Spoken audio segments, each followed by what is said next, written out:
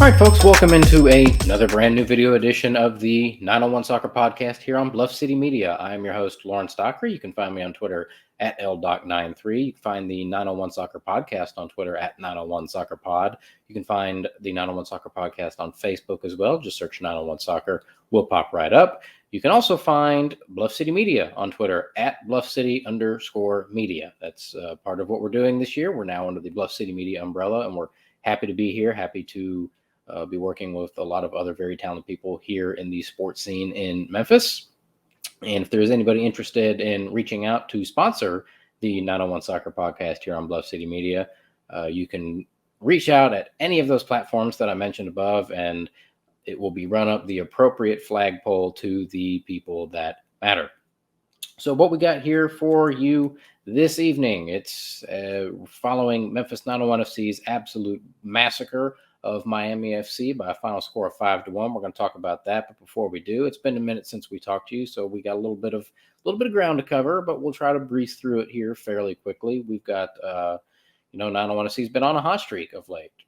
Long unbeaten run in league play. Obviously, they got bounced out of the Open Cup, and we won't talk about that too much because who wants to talk about that? Because that's depressing. We'll talk about the good stuff, like the 8-match unbeaten run in league play.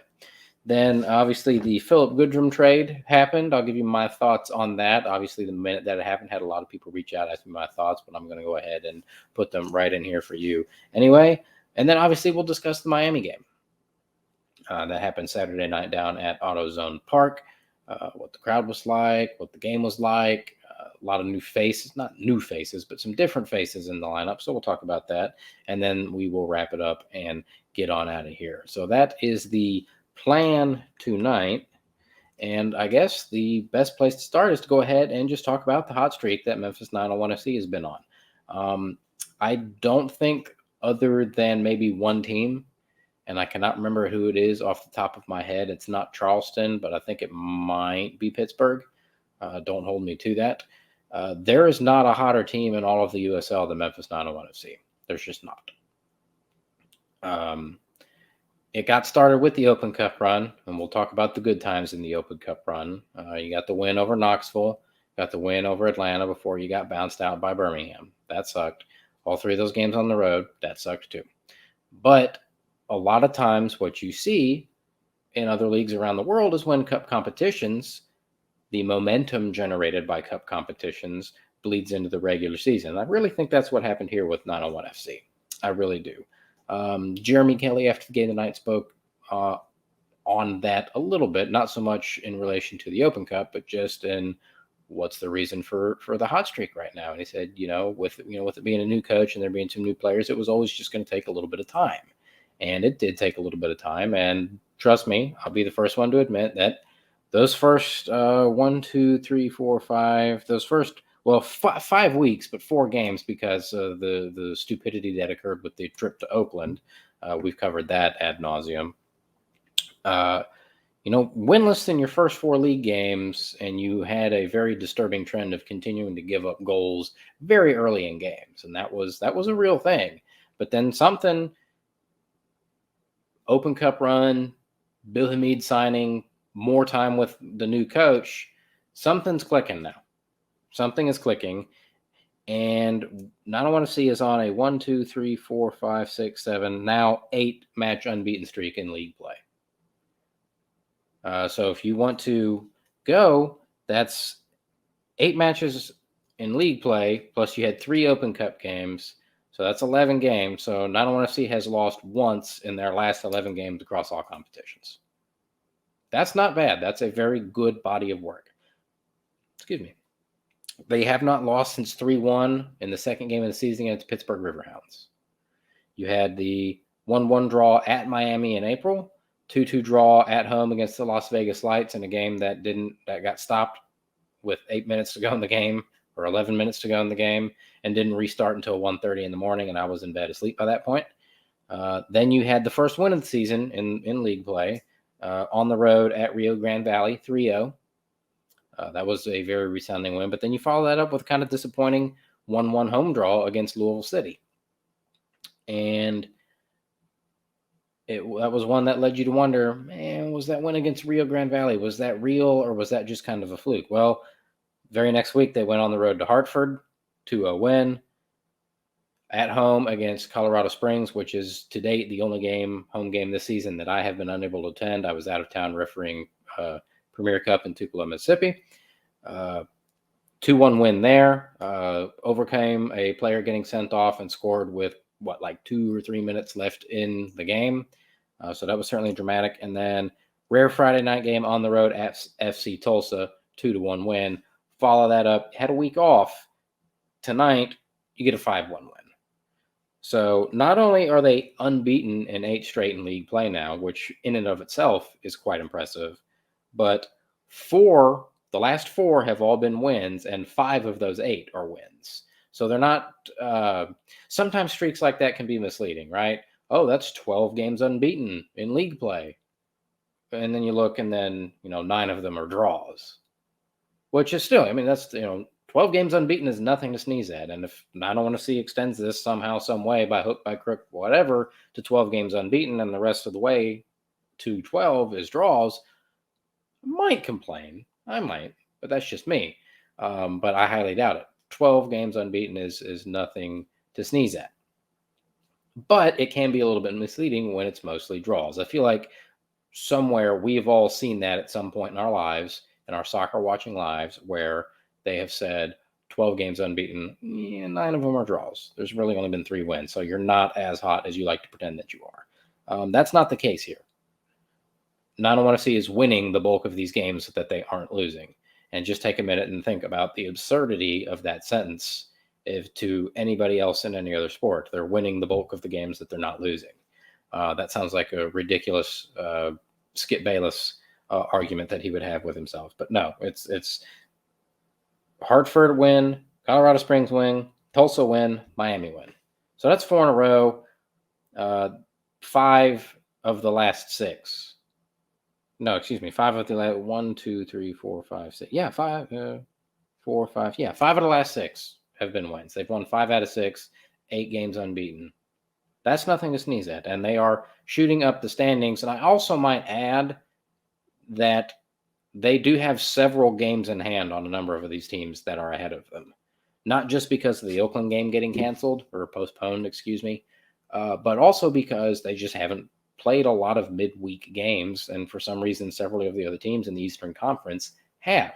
The reason for that, I don't know.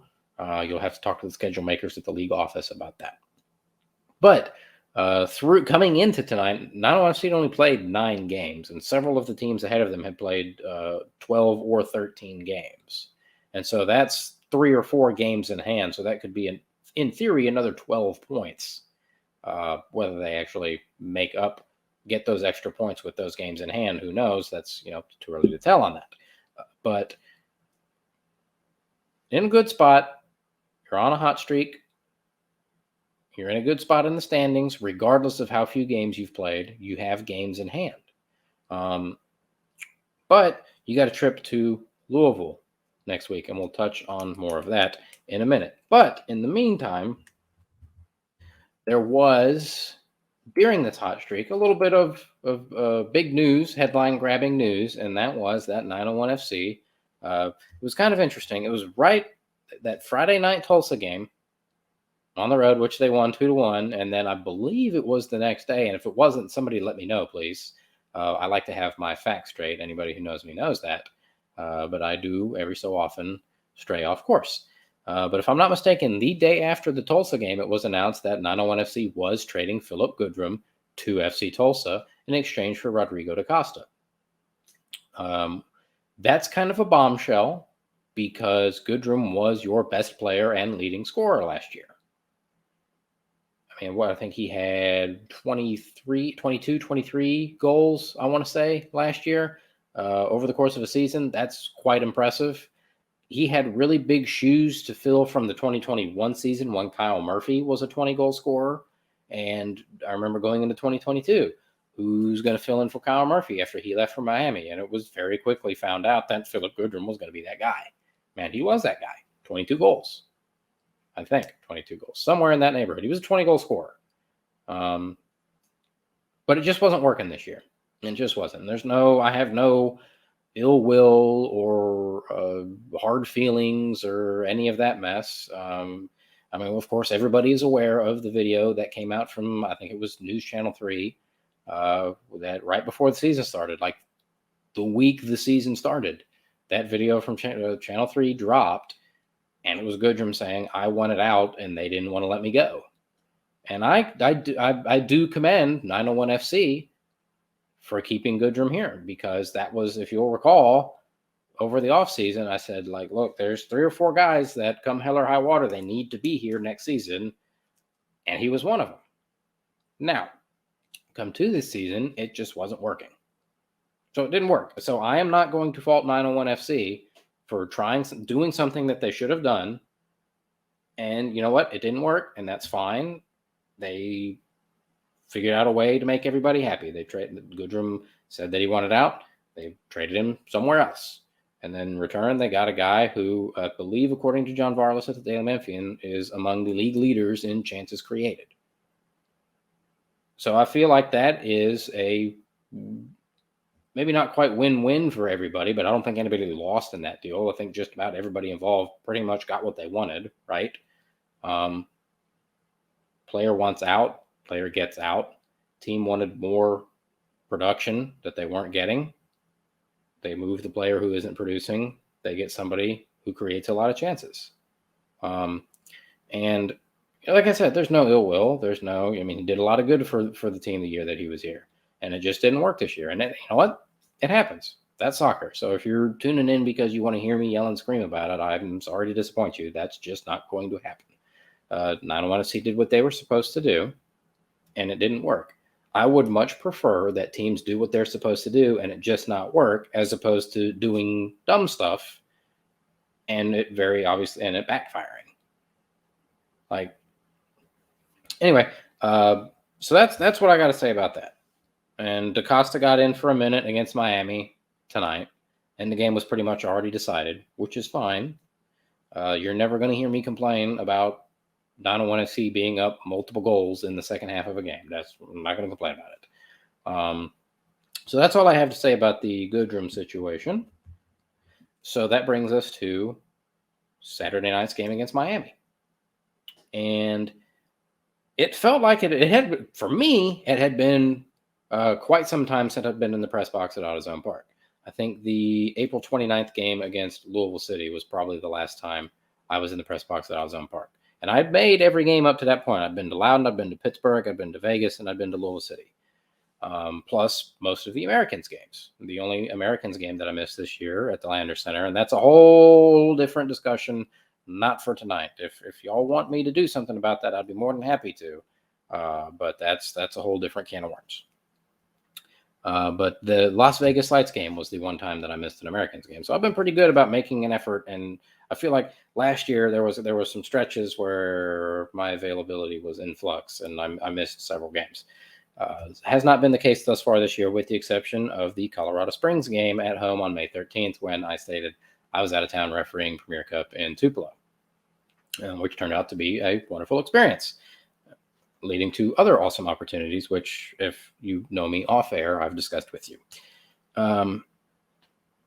So you had the game against Tulsa, and then you had an off week, and then you had the game tonight. So I think the off week kind of helped contribute to it making it feel like it had been much longer than it really had since the 901 FC home game. Obviously, I missed one of them, but it felt like it had been forever since we'd been able to hang out downtown at AutoZone Park.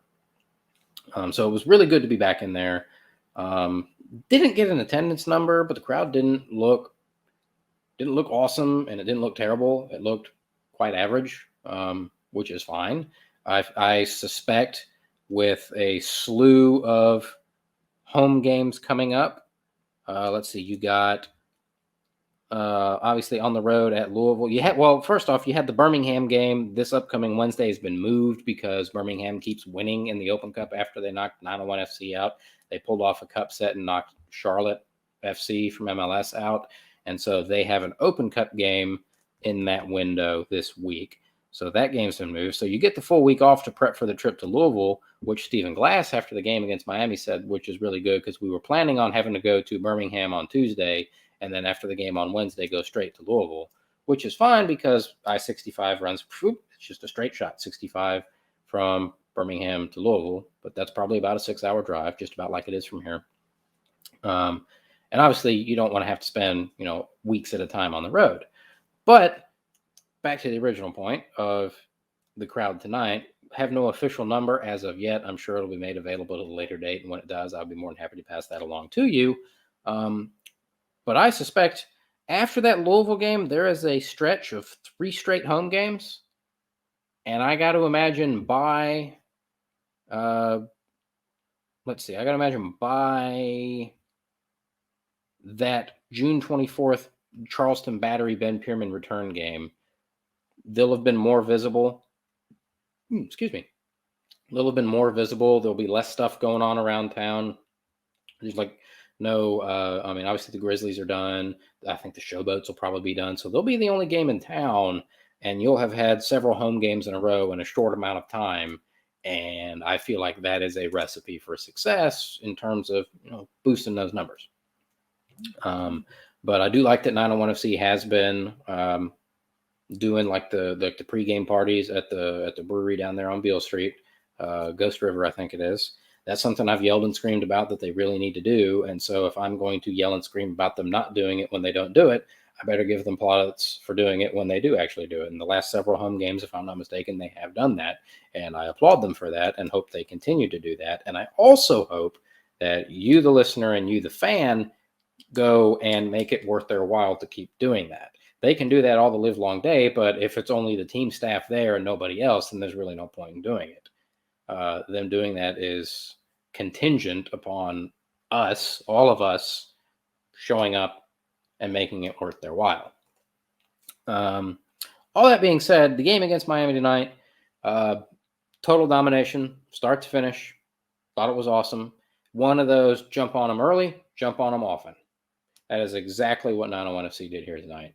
The goal by Jeremy Kelly, I don't know how this happens to me all the time.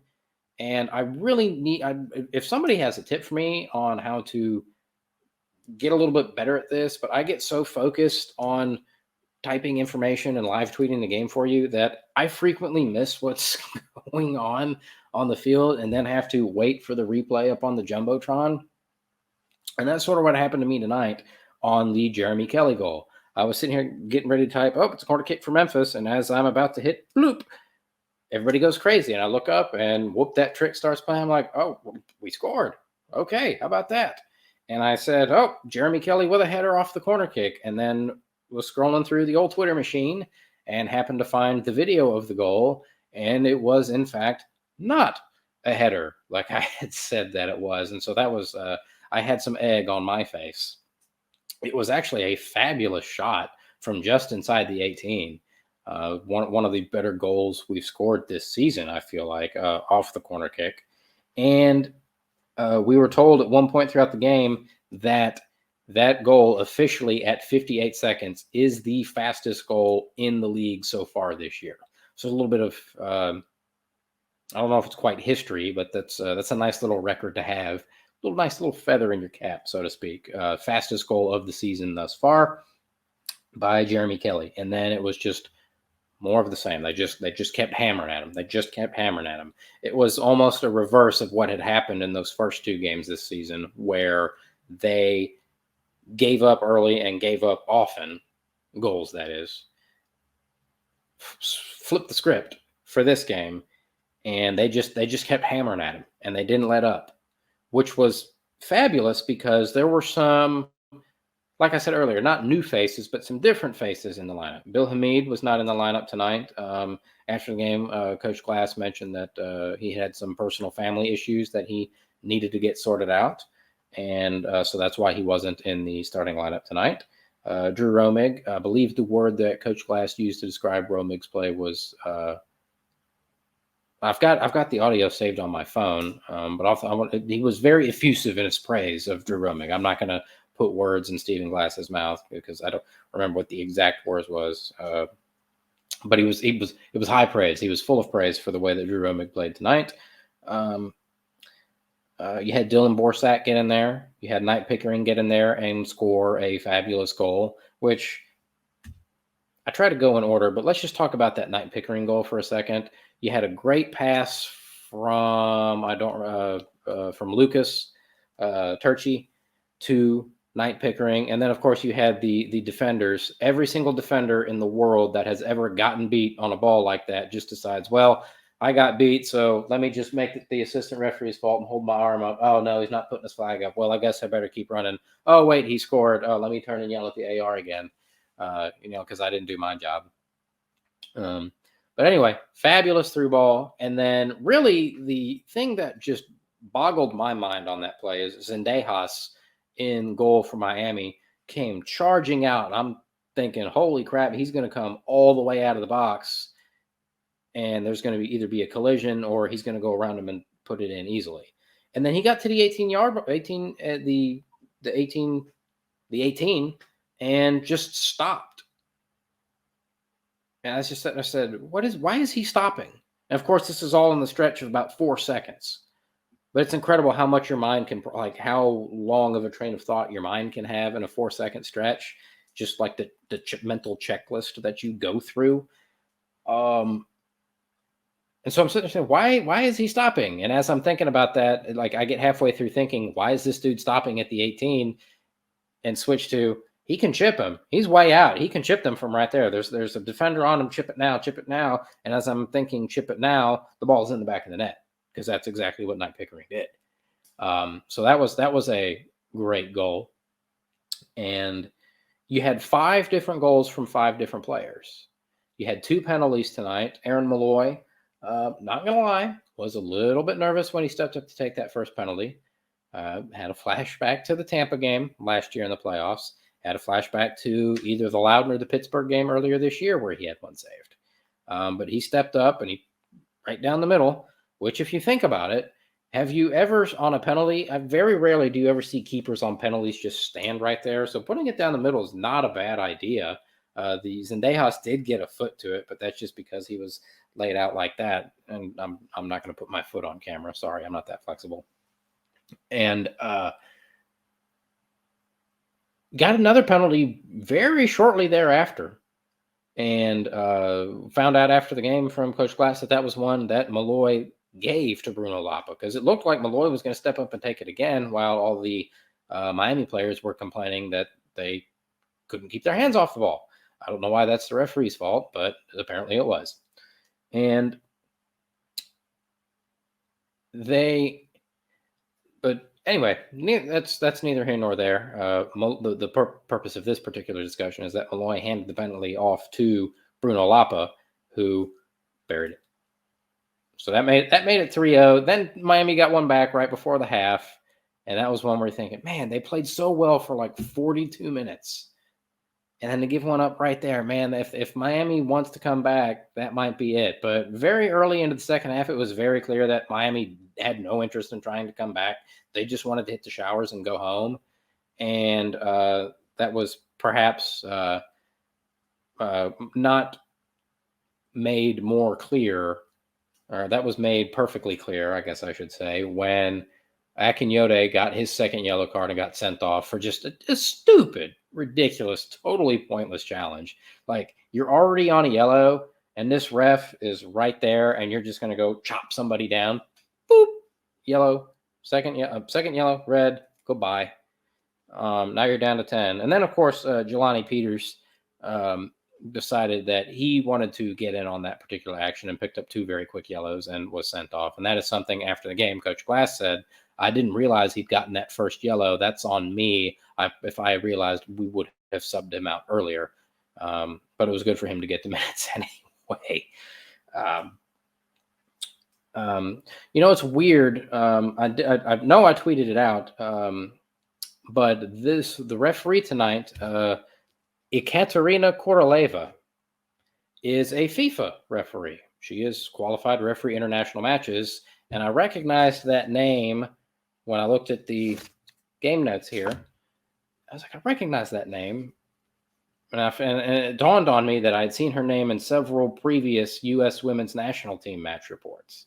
And I was like, oh, so she's a FIFA referee. And then everything was made clear when she walked out, and one of the guys had a PRO badge, two of the other guys had just regular U.S. soccer badges, and she had a FIFA badge. So that was kind of cool that we had a FIFA listed referee refereeing a Memphis 901 FC game. I thought that was pretty cool. Did not feel like the type of game where, like, if you just look at box scores and you see all those yellows and 2 send-offs, you think, oh my God, that was a wild and wacky, crazy game. But maybe this is just me, but I felt, I mean, all the cards were fine. I had no problem with any of the cards, but it didn't feel like a game where there was any like bad blood or, players acting crazy. There were just a lot of cards, and that wasn't a bad thing, I didn't think. I would say most, if not all of those challenges were quite deserving of the cards that were shown. It was just a little bit weird. Like I said, if you weren't there and didn't watch it, you would think it was an absolutely bonkers game. But if you were there and you did watch it, it was just kind of like a normal soccer game that just happened to have cards. But anyway, that's my take on that. But all in all, thoroughly dominant performance from 911 FC to extend their win streak their win streak to 4 games and their unbeaten streak to 8 games. I don't remember. I feel like I wish I had something from last season still floating around, but I don't. I wonder what the record for unbeaten streak is in league play for Memphis 901 FC. I'm sure that's something during availability this week we can get the answer to that question. They'll have that. I could probably just fire off an email and get the answer to that question, to be perfectly honest. But I was going somewhere with that, and I lost my train of thought. I'm sorry. It's very late. It's almost midnight. But anyway, I do think that will wrap it up here for us this evening. Just kept it a short, sweet, just about 30-minute show. 5 different goals. Everybody got in on, I can't say everybody, but just about everybody got in on the action. It's always interesting post game, waiting in the hall outside of the locker room as the players kind of walk on by, how different the moods are in wins and losses, which sounds like the most obvious thing ever. Yeah, they're going to be happy after a win and upset, angry, sad after a loss. And then after a draw, well, it just depends on how the game went.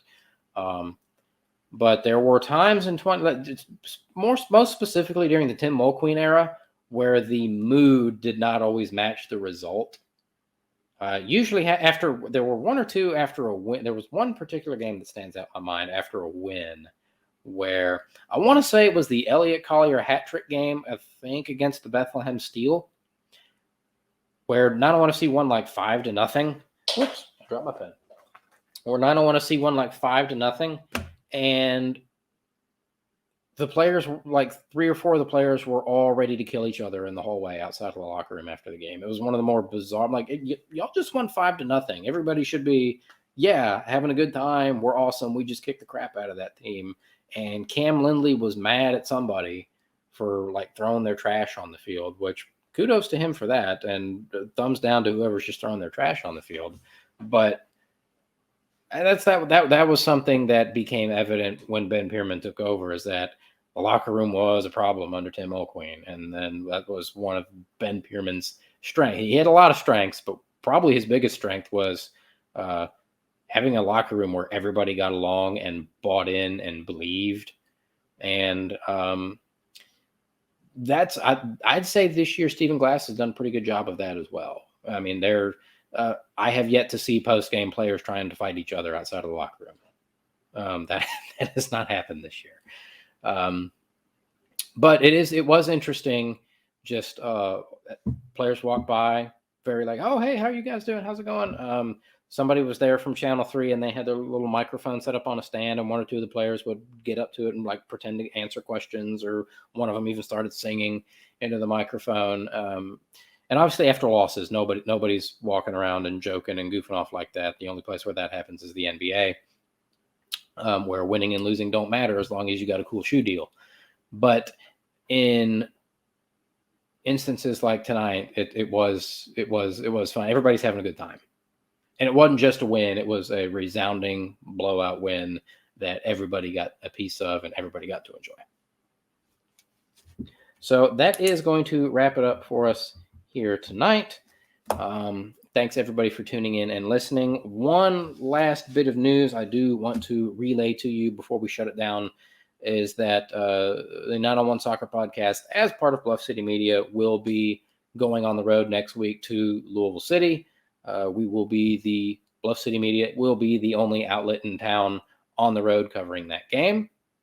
And so if you can't make it to the game and you're not watching on Channel 5.2 or the ESPN Plus stream, you are more than welcome to follow along with the 901 Soccer Podcast as I live tweet the game.